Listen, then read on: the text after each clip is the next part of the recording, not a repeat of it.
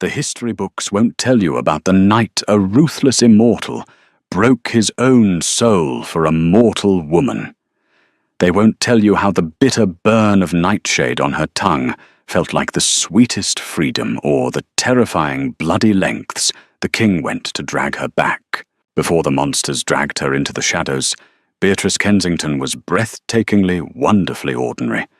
She was 28, lived in a slightly damp duplex in South Portland, Maine, and managed the inventory at Arthur Pendleton's independent bookstore downtown. Beatrice was not the waifish, trembling heroine of a Gothic romance. She was a fat woman, soft-bellied, thick-thighed, with a warm, round face that easily flushed pink when she laughed. She was comfortable in her skin, grounded in the quiet reality of her everyday life. That reality shattered on a freezing November evening when Nathaniel Cross walked into the bookstore. Nathaniel was the king of the Northern Covens, a vampire whose lineage predated the founding of the colonies. To the hidden blood-drinking elite of the modern world, he was a god made of ice and cruelty. Vampires were creatures of sharp angles, starved perfection, and cold marble. They were terrifyingly beautiful, trapped in an endless cycle of predatory vanity. But Nathaniel didn't want cold marble. The moment his pitch-black eyes locked onto Beatrice as she hauled a heavy box of hardcovers behind the register, a twisted, ancient obsession took root in his dead chest. She was life personified, radiant, heavy, warm, and entirely human. Within a week, the duplex was found empty. Arthur Pendleton reported her missing to the local authorities, but the police file was quietly buried by the corrupt hands that Nathaniel kept on his payroll. Beatrice awoke in a sprawling, impenetrable modern fortress, hidden deep in the dense pine-choked forests of the Allagash. For 3 years, Beatrice was Nathaniel's captive, his prize, and his favorite victim. But to maintain his absolute, terrifying authority over the vicious vampire court, Nathaniel could never show genuine affection. Any display of love was a weakness that the Covens would exploit to overthrow him. So he buried his obsession beneath layers of devastating cruelty. He made her life a psychological hell. During the lavish, sickening banquets held in the manor's grand hall, Nathaniel would force Beatrice to sit at his feet. The court members, slender, vicious creatures like Lady Victoria and Lord William, would openly sneer at her. They expected the king's blood bride to be an ethereal, fragile beauty. Instead, they saw Beatrice. "Look at her," Victoria would hiss, sipping from a crystal flute of crimson. "She is a cumbersome, grotesque thing. Why do you keep such a heavy, ungainly pet? My king, does she not disgust you?" Nathaniel's face would remain an unreadable mask of stone. He would reach down his freezing fingers, gripping Beatrice's soft jaw tightly enough to bruise, tilting her face up. "She is cattle Victoria." Nathaniel would drawl loudly, his voice echoing off the vaulted ceilings, ensuring every immortal heard his mocking tone. "Her blood is sweet enough, but look at her. Look at this pathetic, unsightly human softness. She is a gluttonous creature entirely beneath us. I keep her only because a king requires an abundance of sustenance, and she provides a plentiful supply." The court would erupt into cruel, ringing laughter. Beatrice would sit there, her heart hammering against her ribs, staring blankly ahead. She learned to detach to stare at the expensive imported Persian rug beneath her knees, focusing on the intricate woven patterns while the monsters ridiculed her body, her humanity, her very existence. Yet the moment the heavy oak doors of his private chambers clicked shut, the monster transformed. The cruel, mocking king vanished. In the dark, Nathaniel was a desperately possessive creature. He would bury his face in her soft stomach, his cold hands worshipping the very curves he had just publicly degraded. He would murmur desperate, fractured praises against her skin, drinking from her neck with a gentleness that contradicted the brutal bruises he had left on her jaw hours before.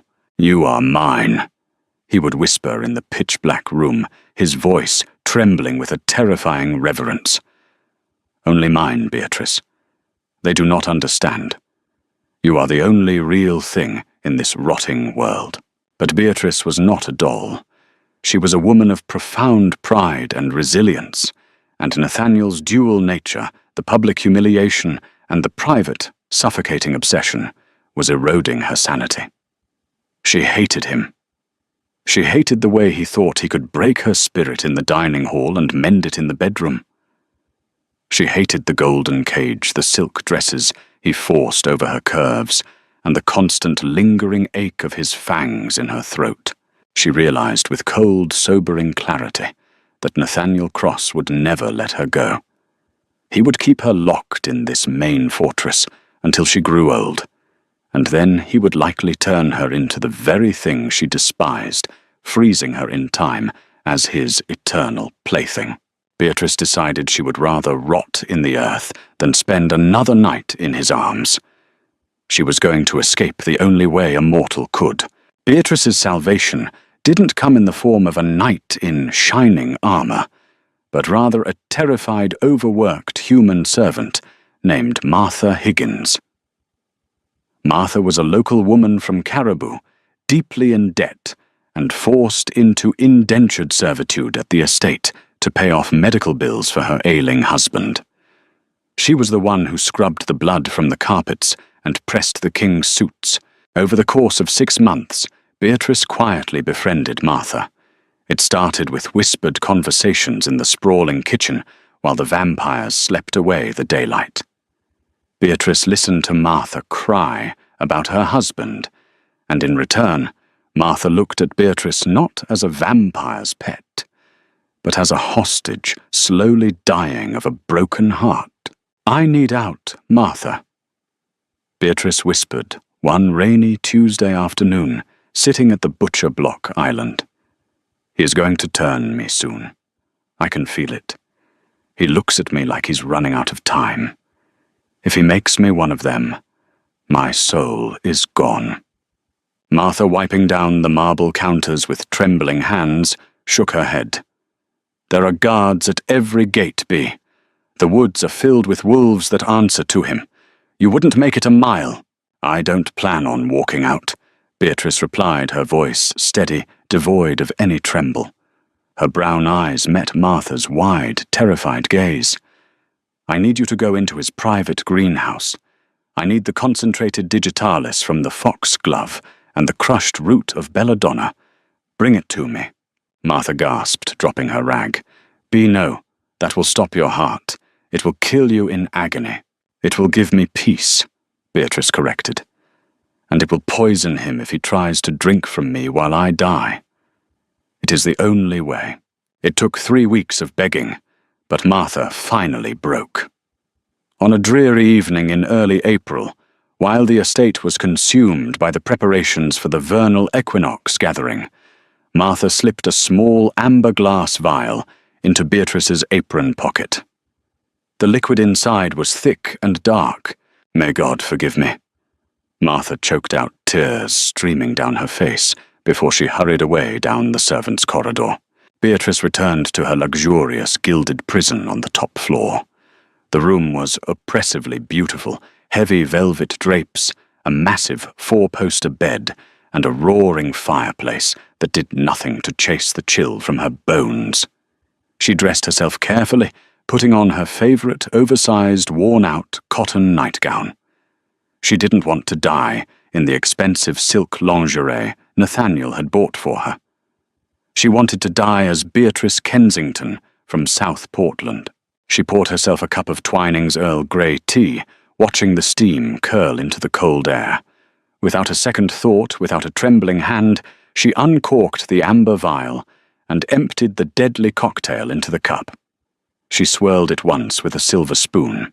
She walked over to the massive window, looking out at the endless expanse of dark pine trees swaying in the Maine wind. "I win Nathaniel," she thought. Beatrice brought the cup to her lips and drank. The taste was intensely bitter, coating her tongue like metallic ash, but she forced every last drop down her throat. For a few minutes there was nothing, just the sound of the wind rattling the reinforced glass. Then the belladonna took hold. It started as a terrifying, violent flush of heat. Her skin, usually warm, felt as if it were pressed against an open flame. Her vision blurred the edges of the room, warping and twisting into grotesque shadows. Her heart, overstimulated by the digitalis, began to hammer, a frantic, erratic rhythm against her ribs, a chaotic drumbeat of impending death. She collapsed onto the thick Persian rug, her heavy body hitting the floor with a dull thud. Her lungs seized, desperately clawing for air that refused to come. The pain was absolute, tearing through her nervous system like shattered glass. A dry, agonizing sob ripped from her throat as she curled in on herself, clutching her stomach. Suddenly the heavy oak doors were violently thrown open. The wood splintered against the stone wall. Nathaniel stood in the doorway. He had been downstairs surrounded by his sycophantic court, but a vampire of his age was intimately tethered to the heartbeat of his bloodmate. He had felt the erratic, fatal stutter of her pulse from 3 floors down.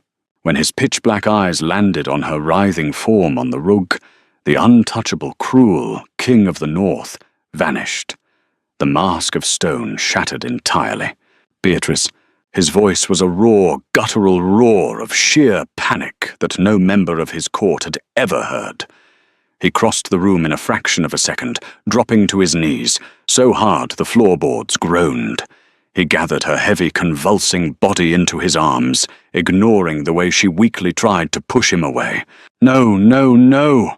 He chanted his hands frantically, feeling her burning skin, his eyes wide with a terror that made him look suddenly pathetically human. "What have you done? Beatrice, look at me." Her head lolled back against his arm. Her pupils were blown wide, completely swallowing the brown of her irises. She looked up at him, a bloody, bitter smile curving her lips as she gasped for air. "I'm leaving you." She choked out her voice, barely a whisper, over the roaring in her own ears. "You can't keep me. I will heal you." He snarled, though his hands were shaking violently. He brought his own wrist to his mouth, his fangs tearing through his pale flesh, welling with thick, immortal blood. He forced his bleeding wrist against her lips. "Drink, drink it, damn you!" The vampiric blood slid past her lips, but as it met the lethal concentration of nightshade and foxglove in her system, a violent chemical reaction occurred. The dark magic of his blood rejected the toxic botany. Beatrice gagged violently, coughing up a mixture of his blood and dark bile, staining his immaculate white shirt. Where her vomit touched his skin, the poison burned him like acid. Nathaniel hissed, pulling back instinctively as his skin blistered and smoked. "Wolfsbane," he whispered in horror, smelling the hidden ingredient Martha had added to ensure the poison's finality. "You ingested wolfsbane." Beatrice's breathing grew incredibly shallow.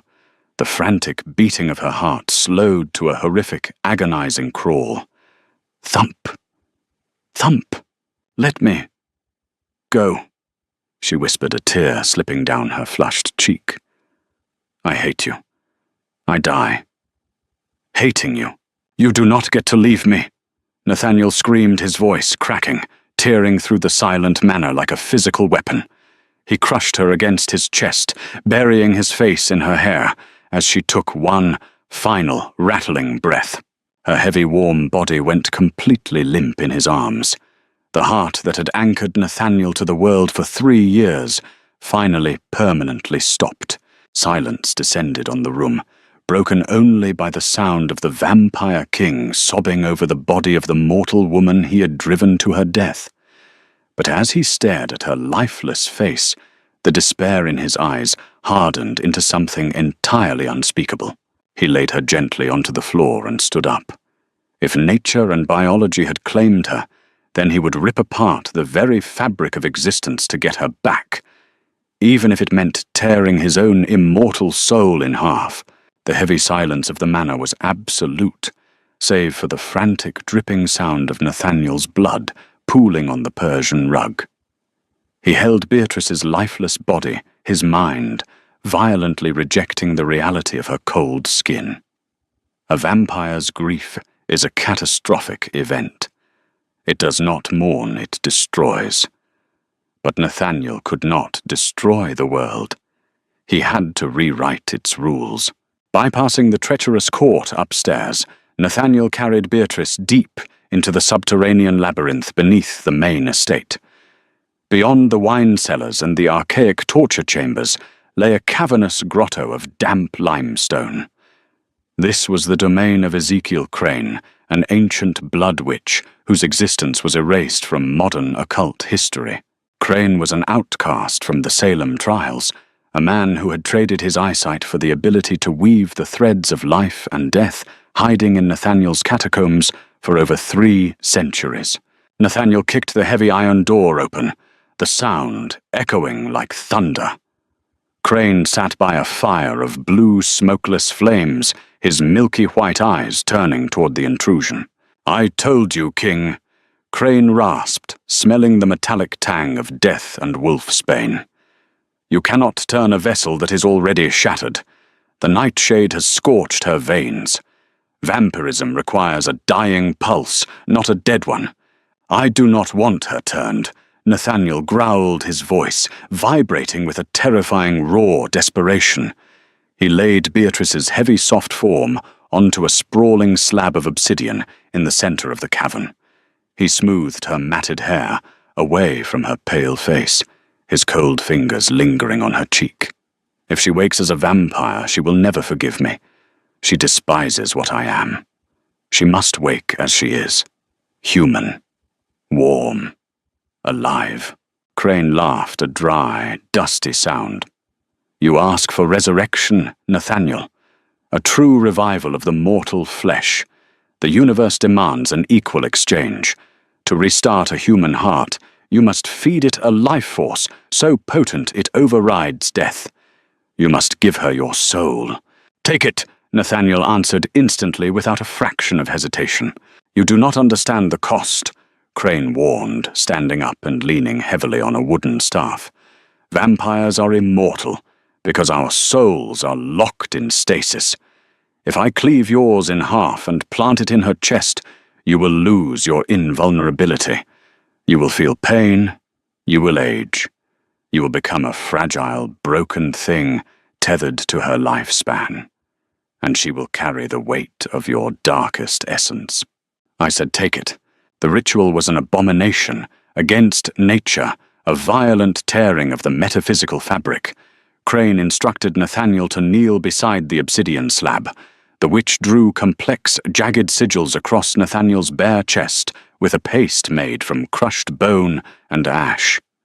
Then Crane handed Nathaniel a ceremonial dagger, a terrifying blade forged from meteorite iron, older than the Roman Empire. "You must cut the tether yourself," Crane whispered, his sightless eyes wide with fearful awe. "Think of her. Only her." Nathaniel looked at Beatrice's serene, lifeless face. She was beautiful in her heavy, profound humanity.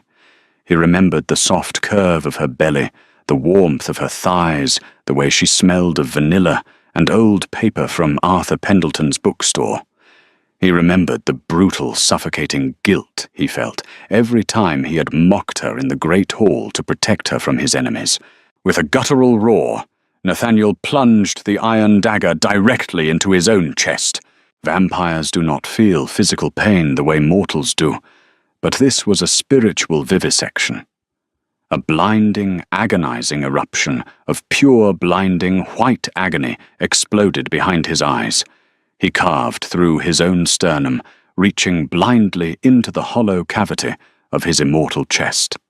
He wasn't extracting a physical organ, but rather the glowing, dark violet nexus of his immortal life force.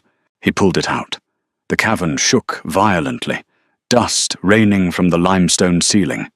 Nathaniel's flawless porcelain skin instantly began to dull. The absolute black of his eyes fractured, revealing rings of exhausted human hazel. He fell forward, his trembling, blood-soaked hand pressing the glowing violet essence directly over Beatrice's heart. Crane chanted, in a forgotten guttural language, slamming his staff against the stone floor. Thwack, thwack, thwack. The essence sank into Beatrice's nightgown, disappearing into her chest. For 10 agonizing seconds, nothing happened. Nathaniel collapsed against the obsidian slab, gasping for air, a sensation he had not experienced in 400 years. He was cold. He was weak. Then a sound pierced the cavern. Thump. It was heavy, unsteady, but it was there. Thump, thump, thump, thump. Beatrice's chest rose violently. She gasped a ragged, desperate inhalation of damp cavern air, and her brown eyes snapped open. Beatrice did not wake up screaming. She woke up drowning in an ocean of unfamiliar, overwhelming emotion. As she sat up, clutching her heavy chest, she expected to feel the agonizing burn of the belladonna. Instead, she felt a strange, intoxicating hum of power vibrating through her veins. And more terrifyingly, she felt him. She looked down and saw Nathaniel collapsed on the floor. He looked entirely different. His aristocratic, terrifying aura was gone. His dark hair was suddenly threaded with streaks of silver. He looked pale, sickly, and profoundly exhausted. But it wasn't his appearance that shocked her. It was the sudden, undeniable telepathic flood washing into her mind. Because she now harbored half of his ancient soul, Beatrice could feel everything Nathaniel was feeling. For 3 years, she had believed his cruelty was his true nature, and his private moments of tenderness were just a twisted form of manipulation. Now the truth slammed into her with the force of a freight train. She felt his suffocating, desperate love for her. She felt the agonizing, tearing pain he had endured to keep her safe from the vicious vampires upstairs. She felt his self-hatred, his absolute terror of losing her, and his desperate prayer that she would simply live even if she hated him. "Nathaniel," she whispered, her voice cracking. He looked up at her, his hazel eyes swimming with unshed tears. "You're alive," he choked out, his voice hoarse and weak. "You're alive, my beautiful, perfect girl." Before Beatrice could process the monumental weight of his sacrifice, the heavy iron door of the grotto was blown off its hinges.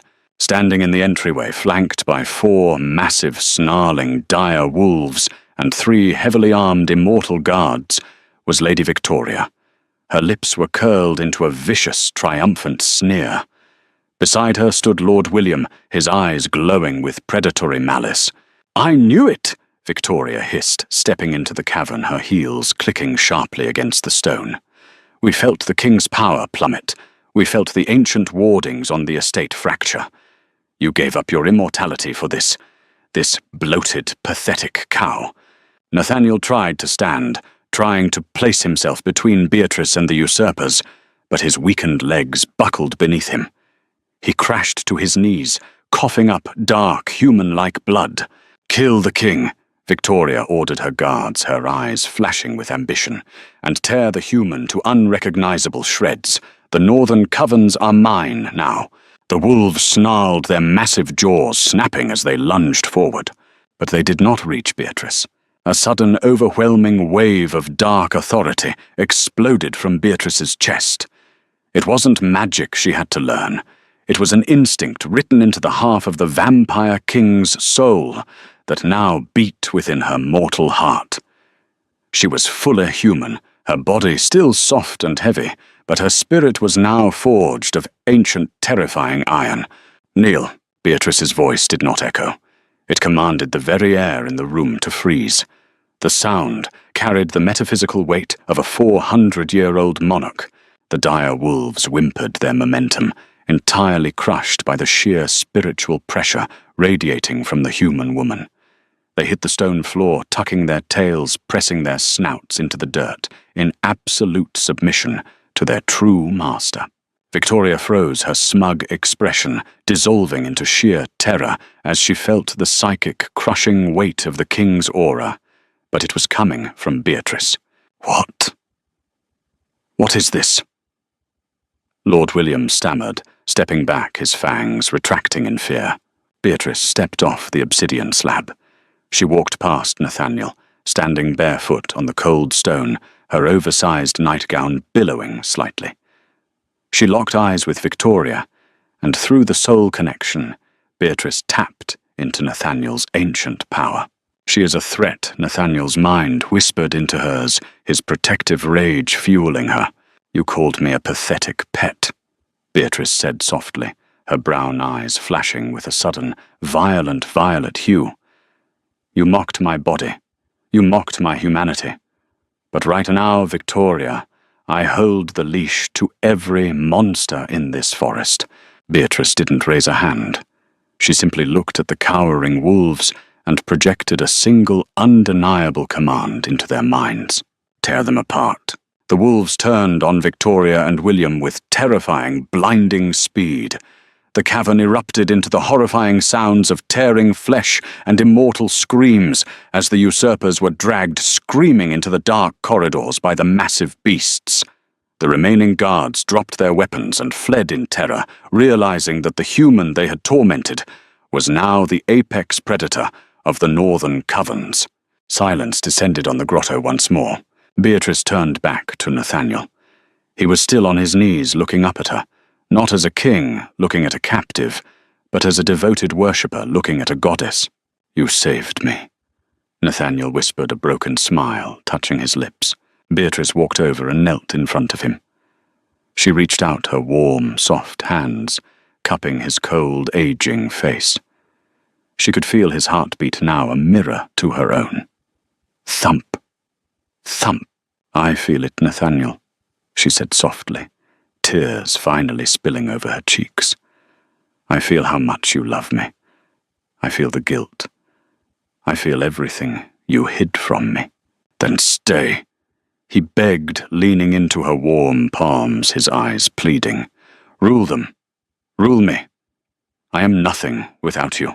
Beatrice leaned in and pressed her lips to his. It was a kiss of profound, tragic understanding. It tasted of salt ash and absolute devotion. For a fleeting moment, the years of abuse, the cruelty, and the imprisonment faded into the background of this singular, monumental sacrifice. But Beatrice slowly pulled away. She stood up, her bare feet planted firmly on the ground. You gave me your soul, Nathaniel. You gave me my life back, she said, her voice trembling but resolute. And because I have your soul inside me, I know that you finally understand why I cannot stay. Nathaniel's breath hitched. Through their shared tether, he felt her overwhelming need for freedom, a need as essential to her as oxygen. He felt her longing to see the ocean, to read books without a guard watching her, to just be a normal, heavy, beautiful, human woman in the sun. And because he loved her, truly loved her enough to rip himself apart, he nodded. Go, he whispered, a single tear falling down his cheek. Take the wolves. They will escort you out of the woods. The wealth in the vault is yours. My life is yours. I will never forget you, Beatrice said quietly. She turned and walked out of the grotto, leaving the broken king in the shadows. 3 years later, in the rainy coastal town of Astoria, Oregon, Beatrice Kensington opened her own independent bookstore. She was still delightfully soft, still prone to blushing when she laughed, and entirely free.